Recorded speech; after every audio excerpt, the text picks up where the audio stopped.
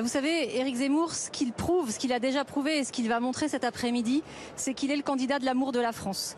Et c'est vraiment ça que le mouvement conservateur a en partage avec lui.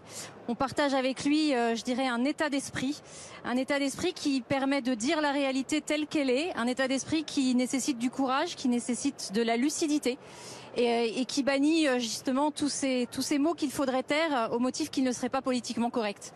Alors, Laurence Trochu, pour bien préciser votre position, vous êtes présidente donc, du mouvement conservateur et vous êtes toujours membre du bureau politique des Républicains qui ont désigné hier leur candidate, qui l'ont investie en la personne de Valérie Pécresse. Est-ce que vous comptez donc quitter les Républicains ? Vous savez, depuis 2018-2019, c'est individuellement que les adhérents du mouvement conservateur quittent petit à petit au compte-gouttes les Républicains.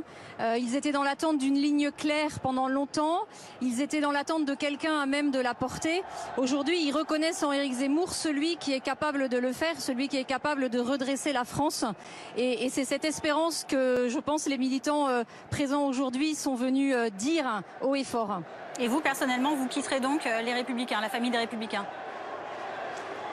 Moi, je suis venue ici pour dire ce que j'ai en partage avec Éric Zemmour. On a parlé d'un état d'esprit, mais je pense aussi qu'on a en partage de raisonner en termes de priorité. L'élection, elle se gagnera pas sur un catalogue d'idées, elle se gagnera sur de la cohérence, elle se gagnera sur de la constance. Et les priorités, on les connaît, ce sont celles du mouvement conservateur qu'on a pu exprimer dans notre manifeste du conservatisme. Et je pense que les Français aujourd'hui sont en attente justement d'un homme politique qui soit à même de dire où il va, quelle vision il a, quelle conception de l'homme et de la société il défend. Mais Laurence Trochu, cette date du dimanche 5 décembre, elle n'a pas été choisie par hasard. On savait depuis très longtemps que le candidat LR pour la présidentielle serait désigné. Bien, hier, il y a quand même une petite volonté de gâcher la fête de la droite de la part d'Éric Zemmour. Moi, je crois surtout qu'il y a un temps politique. Quand on a raison trop tôt, on a tort. Et Éric Zemmour a un calendrier qui correspond aussi à la dynamique qu'il a vu monter, à la dynamique qui l'a porté à prendre cette décision. Et ce calendrier, il est en toute cohérence avec son parcours.